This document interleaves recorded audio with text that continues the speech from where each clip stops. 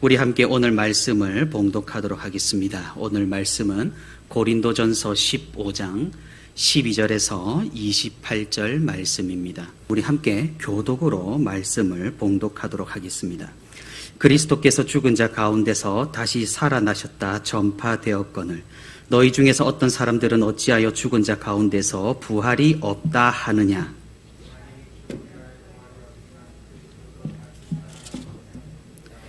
그리스도께서 만일 다시 살아나지 못하셨으면 우리가 전파하는 것도 헛것이요 또 너희 믿음도 헛것이며 또 우리가 하나님의 거짓 증인으로 발견되오니 우리가 하나님이 그리스도를 다시 살리셨다고 증언하였음이라. 만일 죽은 자가 다시 살아나는 일이 없으면 하나님이 그리스도를 다시 살리지 아니하셨으리라. 만일 죽은 자가 다시 살아나는 일이 없으면 그리스도도 다시 살아나신 일이 없었을 터이요 그리스도께서 다시 살아나신 일이 없으면 너희의 믿음도 헛되고 너희가 여전히 죄 가운데 있을 것이요 또한 그리스도 안에서 잠자는 자도 망하였으리니 만일 그리스도 안에서 우리가 바라는 것이 다만 이 세상이 살 뿐이면 모든 사람 가운데 우리가 더욱 불쌍한 자이니라. 그러나 이제 그리스도께서 죽은 자 가운데서 다시 살아나사 잠자는 자들의 첫 열매가 되셨도다. 사망이 한 사람으로 말미암았으니 죽은 자의 부활도 한 사람으로 말미암는도다. 아담 안에서 모든 사람이 죽은 것 같이 그리스도 안에서 모든 사람이 삶을 얻으리라. 그러나 각각 자기 차례대로 되리니 먼저는 첫 열매인 그리스도요 다음에는 그가 강림하실 때에 그리스도에게 속한 자요 그 후에는 마지막이니 그가 모든 통치와 모든 권세와 능력을 멸하시고 나라를 아버지 하나님께 바칠 때라. 그가 모든 원수를 그 발 아래에 둘 때까지 반드시 왕 노릇하시리니 맨 나중에 멸망받을 원수는 사망이니라. 만물이 그의 아래에 두셨다 하셨으니 만물을 아래에 둔다 말씀하실 때에 만물을 그의 아래에 두시니가 그 중에 들지 아니한 것이 분명하도다. 우리 함께합니다. 만물을 그에게 복종하게 하실 때에는 아들 자신도 그때의 만물을 자기에게 복종하게 하신 이에게 복종하게 되리니 이는 하나님이 만유의 주로서 만유 안에 계시려 하심이라. 아멘. 네, 오늘도 이렇게 3일 되는 날 하나님 앞에 나와 예배드리는 모든 성도 여러분 진심으로 환영하고 또 축복합니다. 우리가 함께 말씀을 나누는 가운데 또한 우리가 함께 합심하여 기도하는 가운데 하나님의 크신 위로와 은혜가 풍성히 있기를 주님의 이름으로 소망합니다. 저와 함께하는 수요일에는 사도신경의 자세한 해설을 우리가 차례대로 살펴보고 있습니다. 이렇게 사도신경을 자세히 살펴보는 것이 여러분에게 어떠신지 모르겠습니다. 유익하게 들으시는 분도 계실 것이고 또는 조금은 역사적이고 또 교리적인 설명이 많이 등장하여서 조금은 당황스러우신 분도 있을 것입니다.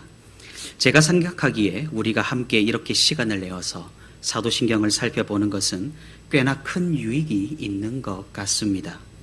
왜냐하면 우리가 신앙생활을 한다 또는 교회 생활을 한다, 교회를 다닌다, 그리고 하나님의 말씀을 듣는다 하면서 사실 무언가 체계적으로 그리고 조직적으로 배울 기회가 그리 많지 않기 때문입니다.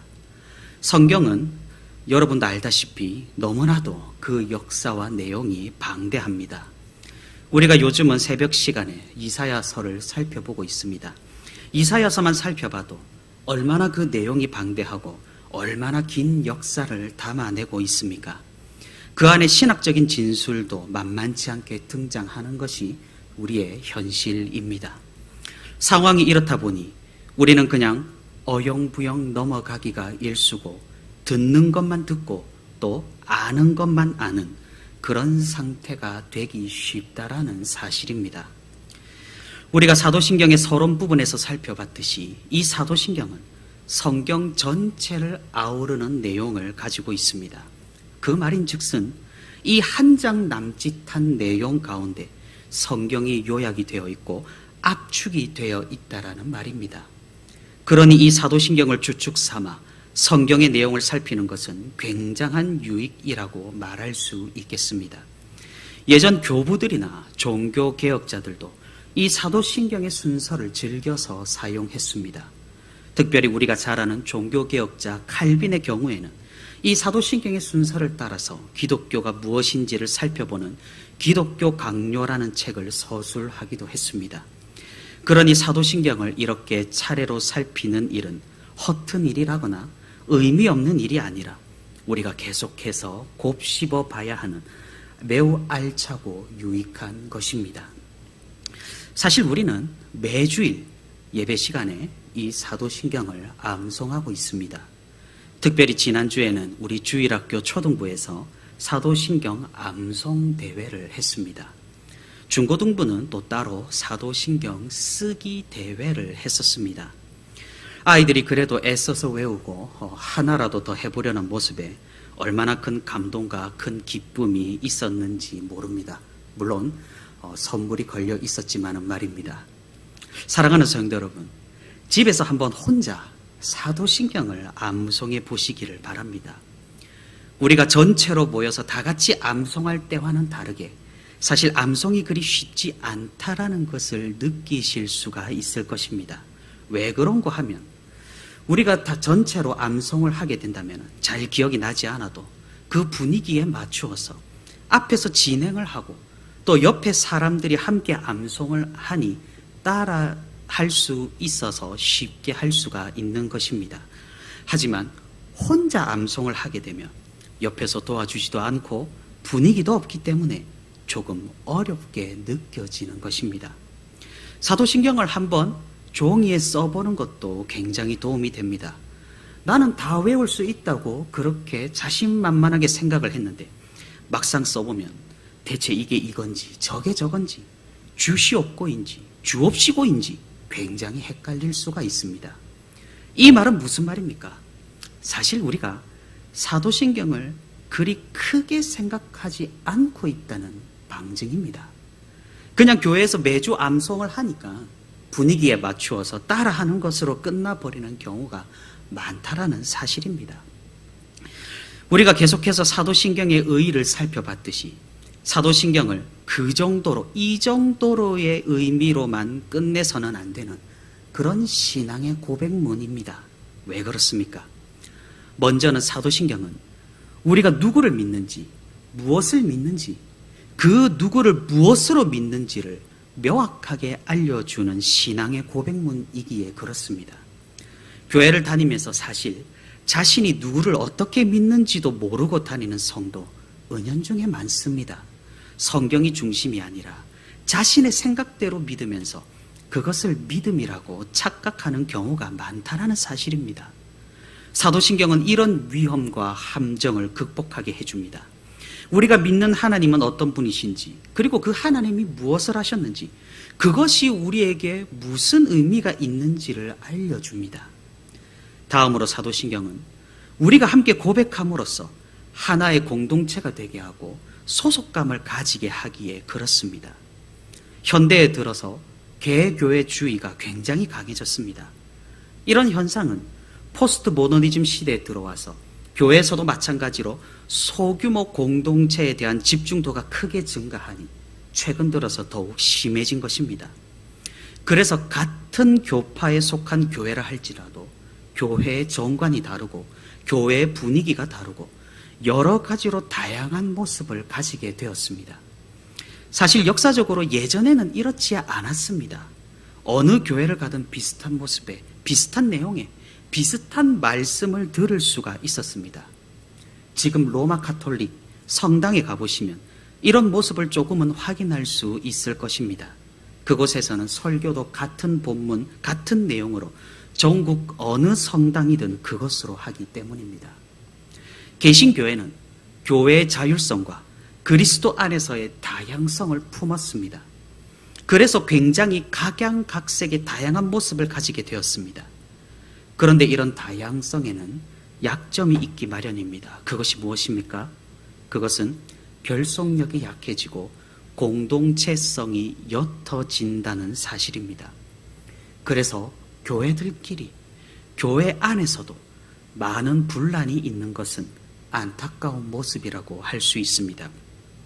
사도신경은 이런 점에서 결속력과 공동체성을 보완해주는 큰 역할을 감당합니다. 우리가 같은 하나님을 믿는다는 같은 말씀을 가졌다는, 같은 신앙 고백을 한다는 사실을 사도신경이 보여주는 것이죠. 우리가 함께 공동으로 신앙 고백을 하는 것은 이런 의미가 있습니다. 세 겹줄은 쉽게 끊어지지 않는다고 성경에서도 말하고 있습니다.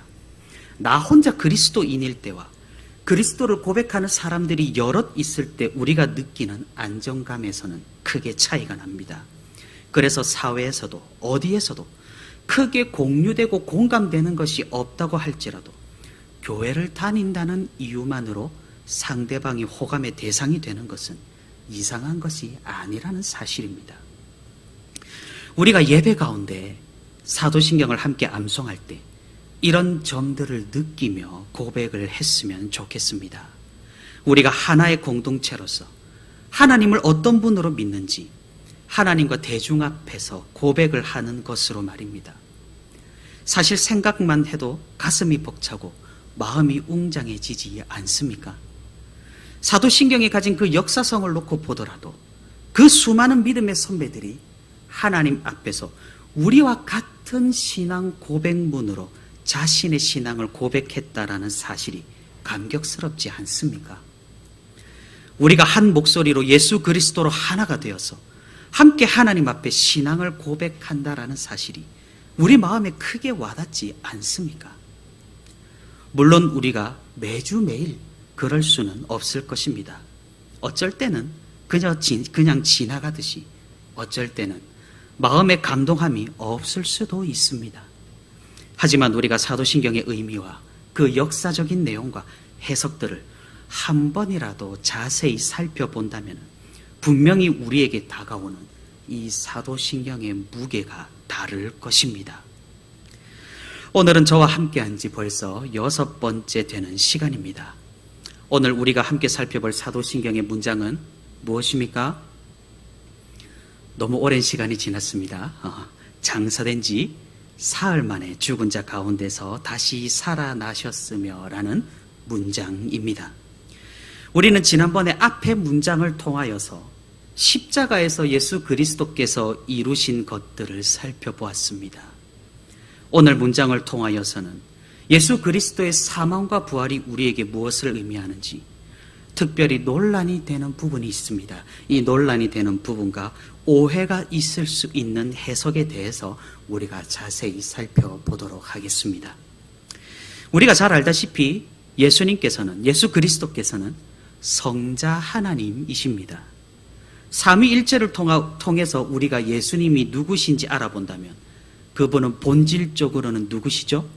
본질적으로는 한 분 하나님이십니다. 그리고 경륜적, 사역적, 위격적으로는 누구시죠? 예수 그리스도 제2위 하나님, 성자 하나님이십니다. 예수 그리스도께서는 그분 안에서 연합을 이루십니다. 그것은 바로 신성과 인성의 연합입니다. 신성은 하나님 되심이며 하나님의 속성들을 가지고 계십니다. 인성은 우리와 같은 사람으로 나심이며 이 인성 가운데 영혼과 육체를 가지고 계시는 것입니다. 그래서 예수님의 존재는 굉장히 독특합니다. 하나님이시자 동시에 사람이시고 우리를 대신할 수 있는 인간의 조건을 가지시지만 또한 동시에 하나님으로서 무한하신 분이시기도 합니다. 이런 독특함으로 예수 그리스도께서는 우리를 구원하시기에 정말로 최적의 조건을 갖추었다 해도 과언이 아닐 정도로 하나님의 구원 법칙에 너무나도 잘 들어맞는 분이십니다. 당연합니다. 왜 그렇습니까? 예수님이 하나님이시기 때문이죠. 자신이 법칙을 만드시고 그 구원의 법칙을 지키시기 위해 자신이 친히 오셨으니 어느 존재보다 이 법칙에 들어맞으시는 것은 당연할 것입니다. 우리가 생각을 해봐야 하는 것이 있습니다. 이렇게 그리스도는 우리를 구원한 구속자로서 역할이 있고 직분이 있습니다. 그것을 조금 유식한 말로 그리스도의 비하와 승귀라고 말을 합니다. 다시 말해 그리스도께서는 우리의 구원을 위하여 비하, 즉 낮아지셨다라는 말입니다. 그리고 그 하나님의 목적과 뜻을 모두 이루시고 승위, 즉 다시금 높아지셨다라는 말입니다. 그렇다면 그리스도의 비하, 낮아지심은 성경 역사 가운데 어떤 것이 있겠습니까? 우리가 단번에 머리에 떠오르는 건 무엇입니까? 바로 십자가 사건이죠. 십자가 위에서 하늘의 영광을 모두 내려놓고 죽으심은 누가 봐도 비하의 결정적인 사건, 낮아지심의 절정이라고 할 수 있습니다. 그런데 우리가 이 십자가만을 비하로 여기면 곤란합니다. 왜 그렇습니까? 그분은 하나님이시기에 그렇습니다. 창조주 전능자, 구원자이시기에 그렇습니다. 예수님에게 이 땅에 내려오심 그 자체가 그분에게는 비하, 낮아지심입니다. 인성을 취하셔서 이 땅에 오심으로 창조주이시지만 피조물의 연약함을 입으신 것 자체가 비하라는 말입니다. 그래서 성육신도 그리스도의 비하에 들어가는 것입니다. 그뿐 아닙니다. 이 땅 가운데 살아가시면서 받으신 모든 고난도 그리스도께서 비하된 것입니다. 낮아지신 것입니다. 창조주 하나님으로서 하늘에만 계셨다면 그런 고통과 고난을 당하실 필요가 없기 때문입니다. 그 고난을 통해 우리를 구하시고 그 고난을 통해 우리의 모든 죄값을 치르시고 그 고난을 통해 우리가 이루었어야 할 모든 조건을 이루셨습니다. 그리고 무엇입니까? 아까 말했던 십자가에서의 죽음, 비하의 절정입니다. 그래서 정리를 해보자면 그리스도의 비하, 낮아지심은 무엇이 있습니까? 성육신이 있고요, 고난 당하심이 있고, 그리고 십자가에서 죽으심이 있습니다. 그런데 우리가 간과해서는 안 되는 것이 또 하나 있습니다. 그것이 바로 오늘 우리가 살펴볼 장사되심입니다. 그리스도께서 죽으심을 확실히 증표하는 것이 바로 이 장사되심입니다. 하나님께서 인간의 몸을 입으시고 죽으셔서 인간의 법칙에 따라 장사되심도 비하의 한 종류라는 말입니다. 그래서 우리는 단순히 그리스도께서 죽으셨다로 끝내는 것이 아니라 그리스도께서 죽으시고 장사되셨다까지 장사되신 이 사건을 매우 중요하게 생각을 하는 것입니다. 예수님께서 장사되시고 3일의 시간이 흘렀다는 것을 사도신경에서는 강조하고 있습니다. 그런데 왜 하필 3일일까요? 물론 이스라엘 문화 가운데 이 3이라는 숫자는 중요한 의미를 가집니다. 그것은 완전함을 의미하는 숫자입니다. 선분을 가지고, 선을 가지고 처음으로 도형을 만들 수 있는 숫자도 이 3이라는 숫자죠. 삼각형을 만들 수 있습니다. 성경에서도 이 3이라는 숫자는 굉장히 자주 등장합니다. 가장 먼저는 하나님께서는 삼위일체 하나님이십니다. 그러니 근본적으로 하나님께서도 이 3이라는 숫자를 가지고 계십니다. 출애굽 과정 중에 흑암이 드리웠던 시기도 바로 3일입니다. 요나 선지자가 물고기 뱃속에서 보낸 시간도 3일입니다. 무언가 느낌이 어두워졌다가 다시 밝아지는 그런 느낌이 있습니다. 무엇보다 어떻습니까? 예수님께서 장사되신 시간도 바로 이 3일이라는 시간입니다. 그래서 예전부터 이 3이라는 숫자는 부활의 수라고 여겼습니다. 그렇죠. 흑암이 드리웠다가 다시 밝아지고, 요나가 물고기 뱃속에 들어갔다가 다시 나오고, 예수님께서 3일 동안 장사되셨다가 무덤에 들어가셨다가 다시 나오고, 부활의 수, 무언가 완전해지는 수, 3이라는 숫자죠. 그런데 왜 하필 장사되고 예수님께서는 3일 동안 무덤에 계셨던 것일까요? 이것은 아마 장례 풍습과 연관이 있습니다. 이것은 이스라엘이나 우리나라나 마찬가지인 것 같습니다. 사람이 죽게 되면 의사에 의해서 사망 선고를 받게 되죠. 하지만 우리는 사망 선고를 받는다고 하더라도 곧장 화장을 하거나 매장을 하지 않습니다. 왜 그렇습니까? 확실한 사망의 징후가 나타났다고 하더라도 종종 사람이 알 수 없는 이유로 깨어나는 경우가 있었기 때문입니다. 물론 의학이 잘 발달하지 않았던 과거에는 조금 더 이런 일이 자주 있었을 것이라 생각합니다. 그러니 사람이 죽으면 3일장을 치르고 나서야 매장이나 화장을 하게 되는 것입니다. 마찬가지입니다. 장사를 했다라는 사실은 예수님께서 잠시 기절을 하셨다거나 혼란한 틈을 타서 죽은 척을 하신 것이 아니라는 것을 보여주는 것이죠. 그리고 3일 동안 무덤에 계셨다는 사실은 죽은 상태가 3일 동안 지속되었고 이제는 누가 봐도 확실히 죽었다는 것을 알 수 있게끔 예수님 자신이 선포하신 것입니다. 왜 이런 과정이 필요한 것일까요? 당연합니다. 사람들은 죽은 자의 부활을 믿지 못하기 때문입니다. 기절을 했다거나 죽은 척을 했다거나 사람들이 그렇게 했다고 의심을 하기 때문입니다. 그래서 예수님께서 십자가에서 돌아가셨을 때도 로마 군인들과 유대 지도자들은 끝까지 집요하게 확인을 했습니다. 예수님이 진짜 죽었는지를 말입니다. 왜냐하면 예수님께서는 자주 3일 뒤에 부활하신다는 말씀을 하셨기 때문입니다. 그래서 로마 군인들은 옆구리에 창을 찔러 넣어서 죽음을 확인했고 유대 지도자들은 예수님의 제자들이 시체를 숨기지 못하게 감시를 했습니다. 그 감시는 예수님께서 장사되신 그 무덤에 그 누구도 옮기기 힘든 큰 바위를 가져다 막아놓고 지키는 병사들을 두어서 그 시신을 옮기지 못하게 한 것입니다. 예수님께서 이렇게 진짜로 죽으셨다는 사실은 무엇을 의미합니까? 속죄, 대속, 구원 등 많은 의미들을 우리는 일전에 살펴보았습니다. 거기에 하나 더하여서 이 예수님의 죽음은 우리를 대신하여 죽으심, 우리를 대신하여 고통받으심, 우리를 대신하여 형벌받으심의 의미를 가지고 있습니다. 예수님께서는 우리를 대신하여 죽으셨습니다. 완전히 죽으셨습니다. 그래서 우리는 이 죽음이라는 형벌을 피할 수 있고 사망에서 승리할 수 있는 것입니다. 그런데 의아하죠. 왜 그렇습니까? 예수님께서 우리를 대신하여 죽으셨다고 하지만 우리가 죽지 않는 것은 아닙니다.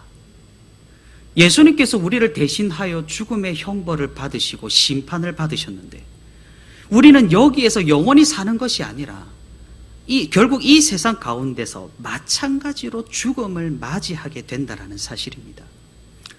그렇다면 대체 왜 우리는 여전히 죽어야만 하는 것일까요? 예수 그리스도를 믿고 난 이후로 우리에게는 이 죽음의 의미가 완전히 달라지게 됩니다. 예수님을 영접하지 않는 사람들은 이 죽음이 바로 형벌입니다. 자기 자신의 죄값을 치르는 심판의 순간이 바로 죽음입니다. 그럼 그리스도를 영접한 우리에게 이 죽음은 어떤 의미가 됩니까? 그것은 영생으로 들어가는 문이 됩니다. 우리의 죽음은 우리의 죄값을 치르는 것이 아닙니다. 이미 예수 그리스도께서 모든 사망의 권세를 이기시고 죽음을 이기시고 부활하셨기 때문에 우리에게 죽음은 더 이상 죽음이 아니게 되는 것입니다. 대신 우리의 죽음은 우리를 변화시키는 통로가 됩니다. 어떻게 말입니까? 이 세상 가운데 남아있던 연약함과 범죄하는 그 습관을 죽음이라는 문을 통하여 극복하게 됩니다. 그리고 영원한 처소, 마지막 날까지는 임시처소에 가깝지만 우리가 거할 영원한 나라에 들어가는 문을 통과하는 의식으로 우리는 죽음이라는 것을 맞이하게 됩니다. 그래서 그리스도인에게 죽음은 슬픔이 아닙니다.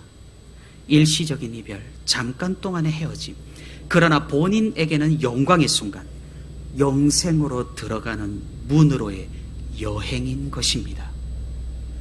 이 모든 것이 어떻게 가능하게 되었습니까? 바로 예수님께서 우리 대신 죽음을 당하셨고 장사되시어 3일 만에 부활하셨기 때문입니다. 우리를 대신하여 죽음의 고통과 지옥의 고통을 당하신 것입니다. 예수님께서 우리를 대신하여 고난과 고통을 당하신 것, 이것을 교리적으로 지옥 강하라고 합니다. 종교개혁자 칼빈은 이 지옥 강하 교리를 그리스도의 죽음 가운데 핵심 교리라고 주장을 했습니다. 우리는 여기에서 사도신경 가운데 큰 논란거리 하나를 마주하게 됩니다. 그것은 우리가 고백하는 이 사도신경에서 생략된 문구에 관한 입장입니다. 오늘 살펴보는 장사된 지 사흘 만에 죽은 자 가운데서 다시 살아나셨으며 라는 이 문장에서 생략된 문구가 하나 있습니다. 그것이 바로 지옥에 내려가셔서 음부에 내려가셨다가입니다. 그래서 생략된 문구를 포함하여 이 문장을 다시 구성을 해본다면 장사되어 지옥에 내려가신지 또는 음부에 내려가신지 사흘 만에 죽은 자 가운데서 다시 살아나셨으며 이렇게 됩니다. 아마 성도 여러분들께서 가지고 계신 성경책 앞쪽에 사도신경을 찾아보시면 이 문구가 생략이 되었다고 아마 각주로 표기가 되어 있을 겁니다. 사도신경 라틴어 원문에는 이 문구가 지옥에 내려가셔서가 분명히 포함이 되어 있는데 우리 한글로 번역이 될 때 이 문구가 생략이 되었습니다. 대체 왜 생략을 한 것일까요?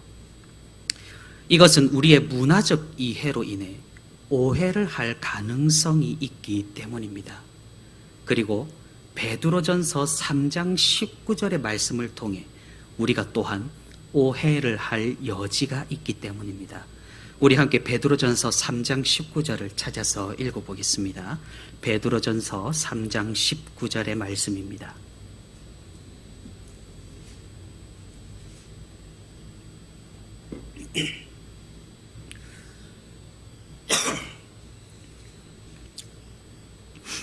베드로전서 3장 19절 말씀, 제가 말씀을 읽겠습니다.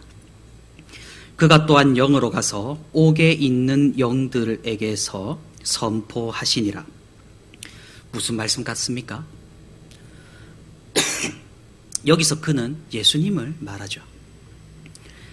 이 성경 구절과 사도신경의 문장, 장사되어 지옥에 내려가신 지 사흘 만에 죽은 자 가운데서 다시 살아나셨음을 함께 생각하면 어떤 상상을 하게 됩니까? 마치 예수님께서 죽으시고 예수님의 그 영혼이 지옥으로 가셔서 지옥에 있는 영혼들에게 복음을 전하는 장면을 떠올리게 됩니다.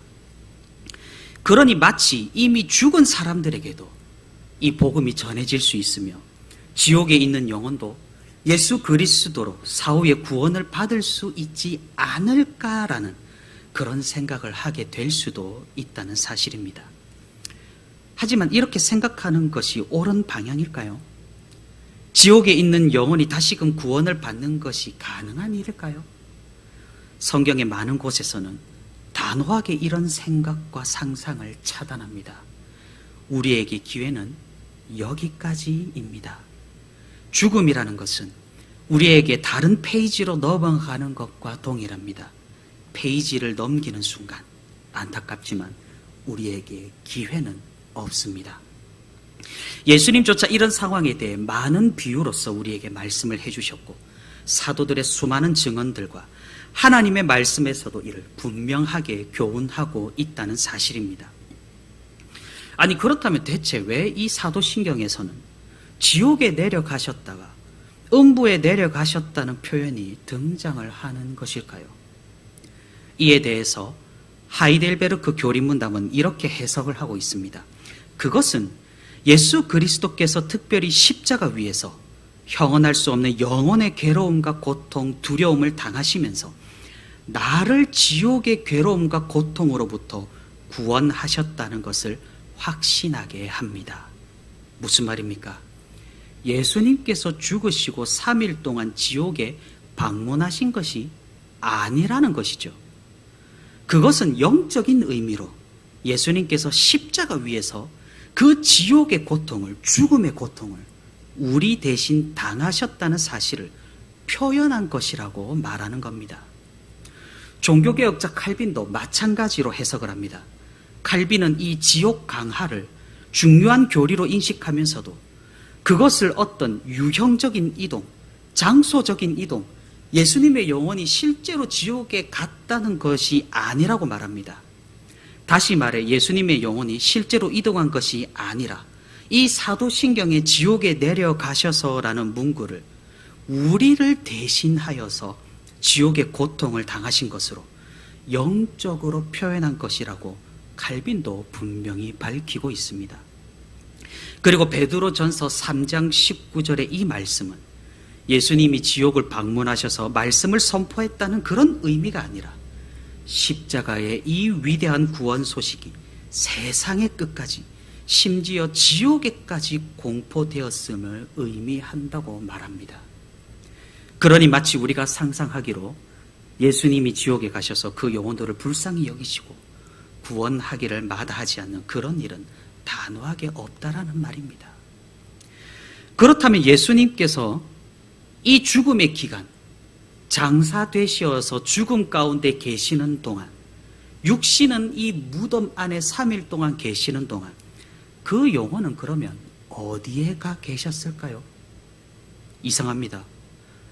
당연히 우리의 죄를 대신하셨다면 지옥에 가서 3일 동안 형벌을 받고 계시는 것이 맞아 보이죠? 아니라고 하니까 갑자기 혼란이 오기 시작합니다. 사실 저도 신학을 본격적으로 하기 전까지는 이렇게 생각을 했습니다. 예수님이 우리를 대신하여 고통을 당하셨다고 하니 이 죽으신 3일 동안은 지옥에 가셔서 나 대신 그 처참한 고통을 3일 동안이나 당하셨구나. 참으로 이런 생각을 하면 눈물을 흘리고 그 은혜에 감격하기도 했습니다. 그런데 충격적인 것은 그것이 사실이 아니라는 것입니다. 물론 잘못 믿었었지만 큰 은혜는 있었습니다. 하지만 우리가 이렇게 잘못 믿는 것을 계속 고치지 않고 계속 잘못 믿게 된다면 그 부작용이 우리에게 어떤 영향을 미치게 될지 모르기 때문에 우리는 조심해야 하는 것이죠. 생각을 확장해 보면 이렇게까지 나아가게 됩니다. 예수님께서 지옥의 고통을 3일 동안 당하셨다면 그러면 마귀에게 채찍질을 예수님이 당하신 건가? 혹시 고통을 당하실 때 가만히 계셨겠나? 그곳에서 영혼에게 복음을 전하지 않으셨겠나? 이런 이상한 망상들이 계속해서 떠오르게 되는 것이고 이런 생각들을 가지고 이단들이 태어나기도 하는 것입니다. 우리는 여기에서 확실히 정리를 할 필요가 있습니다. 예수님의 영혼은 장사되신 이 3일의 기간 동안 지옥에 가신 것이 아닙니다. 인성에 따라 그 영혼은 3일 동안 당연히 어디에 가 계셨습니까? 천국에 가 계셨습니다. 아니 그러면 좀 더 충격적입니다. 우리를 대신하여 고통을 당하셨다고 하는데 우리를 대신하기는커녕 그 좋은 천국에 가 계셨다니. 그러면 우리의 구원은 어떻게 되어버리는 걸까요? 아니 예수님께서 3일 동안 천국에 가 계시면은 우리를 대신하여 고통받는 게 가능할까요? 천국에서 고통받는 게 아닌 것이지 않습니까? 예수님께서 3일 동안 천국에 가 계신 것과 우리 구원의 유무와는 아무런 관련이 없습니다. 우리를 대신하여 고통을 받으신 것과 3일 동안 천국에 가신 것도 아무런 관련이 없습니다. 그럼 우리를 대신하여 지옥의 고통을 당하신 것은 대체 언제 당하신 것입니까? 우리는 예수님께서 당하신 고통을 다시 상기해 볼 필요가 있습니다. 우리가 흔히 주님께서 우리를 위해 고난을 당하셨다고 하면 주로 육체의 고통과 육체의 고난을 떠올리기가 쉽습니다.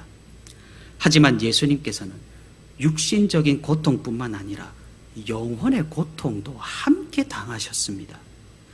이 육신과 영혼의 고통을 모두 포함한 것이 바로 고난당하심, 우리가 아까 살펴본 그리스도의 비하, 낮아지심입니다.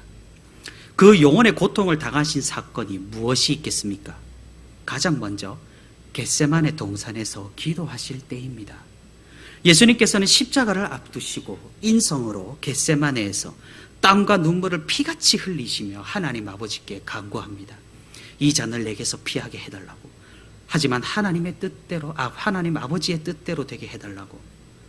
하지만 아버지께서는 침묵하십니다. 예수님께서는 이미 겟세마네에서 엄청난 영육간의 고통을 당하셨음을 우리는 목격할 수가 있습니다. 그리고 또 언제입니까? 십자가 위에서입니다. 십자가 위에서 예수님께서는 말씀하십니다. 엘리 엘리 라마 사박다니. 예수님께서 그 인성으로 어찌하여 나를 버리셨나이까 라고 처절하게 부르짖습니다. 우리의 구원을 위해, 우리의 대속을 위해, 십자가의 승리를 위해 아버지 하나님과 완전히 차단되는 극도로 영혼의 고통을 당하시는 순간이 바로 이 순간입니다. 예수님께서는 버리셨다라는 표현을 사용하셨습니다. 그 말인즉슨 예수님께서는 육신뿐만 아니라 그 영혼이 하나님께 버림받을 정도의 고통 또한 당했다라는 의미입니다. 그리고 마지막으로 십자가 위에서의 죽음입니다. 예수님의 죽음은 우리의 모든 죄를 대신 지신 죽음입니다. 그 죽음은 형벌적 죽음, 심판의 죽음이었습니다. 사망의 권세 아래에서 영혼과 육체가 분리되는 그 처참한 죽음, 그러니 예수님의 죽음 그 자체가 예수님이 겪으신 영혼의 고통인 셈입니다. 칼빈은 말합니다. 참으로 그리스도의 영혼이 형벌에 참여하지 않았다면 그분은 우리의 몸만을 위한 구속자가 되셨을 것이다. 예수님께서는 이렇게 이미 우리를 대신하여 영혼의 고통까지도 몸소 당하시고 육신의 고통도 당하시고 우리의 구원을 이루셨던 것입니다. 그러니 무엇입니까? 예수님께서는 이미 십자가에서 모든 것을 이루신 겁니다. 육신의 고통과 영혼의 고통 모두를 이미 우리 대신 십자가에서 다 지불하시고 지셨다라는 사실입니다. 그러니 무엇입니까? 더 이상 지옥 형벌이 필요가 없습니다. 값을 치루었기 때문에 형벌이 없습니다. 주님께서 우리의 죄값을 모두 치루었습니다. 그래서 장사되시고 이 3일 동안 예수님께서는 지옥에 가신 것이 아니라 천국에 가 계셨다라는 것입니다. 그 영혼이 인성으로서 말입니다. 그리고 예수님께서 어떻게 되십니까? 예수님께서는 다시 사셨습니다. 예수님께서는 완전히 죽으셨지만 그 말씀하신 대로 부활하셨습니다. 무덤 입구에 놓여있던 그 큰 바위도, 그 무덤을 지키던 병사도 부활을 막을 수가 없었습니다. 사망의 권세도, 사단의 권세도, 그 무엇도 부활을 막을 수가 없었습니다.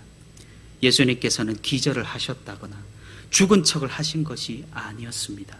장사되시고 3일이란 시간이 지난 후에 모두에게 죽음을 확인시켜 주시고 그리고 나서 부활하셨습니다. 예수님께서는 극한의 고통 가운데에서 비하하셨다가 이제 다시금 승귀를 하신 것입니다. 승귀는 두 가지입니다. 그것은 부활과 승천입니다. 그중 다시 사신 부활은 우리가 살펴봤듯이 하나님의 인치심입니다. 그리스도의 대속 사역이 인정이 되었다라는 선포입니다. 예수님의 죽음이 우리의 죽음이 되었다는, 예수님의 그 고통이 우리의 고통을 대신하게 되었다는 하나님의 인정입니다. 예수님의 부활은 확정입니다. 우리가 예수 그리스도를 믿음으로 구원을 받게 되었다는 하나님의 확정입니다.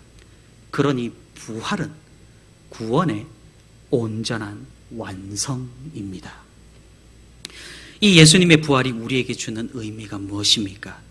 첫 번째로 죽음을 이기신 주님의 부활은 우리가 그 이루신 의로움에 동참할 수 있게 합니다.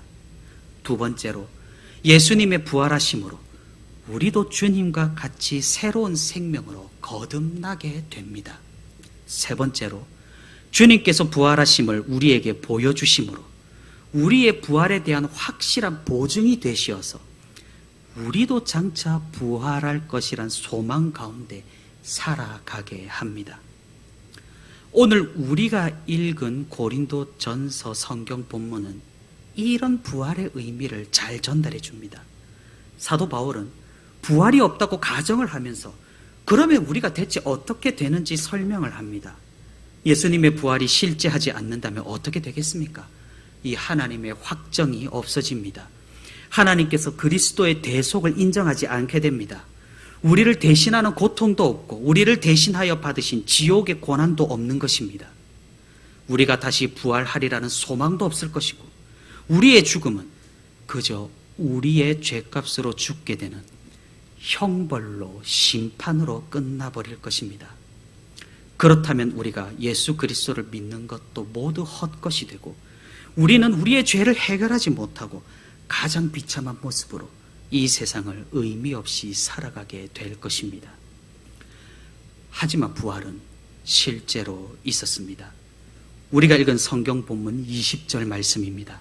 그러나 이제 그리스도께서 죽은 자 가운데서 다시 살아나사 잠자는 자들의 첫 열매가 되셨도다. 이보다 놀라운 은혜의 말씀이 없고 축복의 말씀이 없습니다. 우리가 예수 그리스도와 같이 부활할 수 있다는 소망의 말씀입니다. 사랑하는 성도 여러분, 우리가 이 소망을 붙들고 살아갈 수 있기를 바랍니다. 물론 우리에게는 삶을 살아가면서 너무나 많은 일들에 치이고 많은 유혹을 받으며 많은 시련과 고난, 고통을 겪게 됩니다. 하지만 무엇입니까?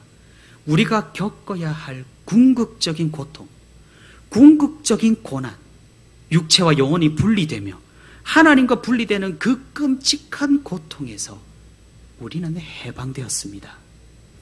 우리의 죽음은 이전과 같지 않습니다. 우리가 겪는 영혼과 육체의 분리는 형벌적이지 않습니다. 누구 덕분입니까? 예수 그리스도로 말미암아 말입니다. 그리고 우리는 이러한 삶의 고난 가운데에서도 희망을 가지고 소망을 안고 살아갈 수 있습니다. 무엇입니까? 이 모든 것들이 끝나고 우리는 영광 가운데 부활할 것이라는 소망 말입니다. 이 희망을 가진 성도는 무너지지 않습니다. 이 소망을 붙드는 성도는 절망하지 않습니다. 우리가 날마다 이 부활의 소망을 붙들며 살아가는 그런 성도가 되기를 바랍니다. 사랑하는 성도 여러분, 그리고 우리가 하나 더 기억할 수 있기를 바랍니다. 우리가 지옥에 내려가셔서의 의미를 정확하게 이해하고 바르게 고백한다면 이 문구를 더해서 고백해도 상관이 없겠습니다. 하지만 오해가 시작되면 신앙과 믿음에 위험이 닥칠 수가 있고 그 오해는 망상으로 발전하여 잘못된 성경 이해를 동반하고 우리 믿음에 큰 영향을 끼칠 수 있다는 사실을 우리는 기억을 해야 할 것입니다. 그래서 사도신경에서 이 문구 지옥에 내려가셔서를 생략하고 있는 것입니다. 생략하는 것이 무조건 나쁜 것만은 아닙니다. 왜냐하면 생략을 해도 그 의미가 달라지는 것이 아니고 또한 그것을 완전히 숨겨버려서 어떤 신학적인 논란을 피하려고 그런 것도 아니기 때문입니다. 다만 성도들의 유익을 위하여 신앙과 믿음의 혼선이 일어나지 않기 위한 하나의 배려이고 하나의 장치인 셈입니다. 우리가 바르게 알고 바르게 믿는 것은 중요합니다.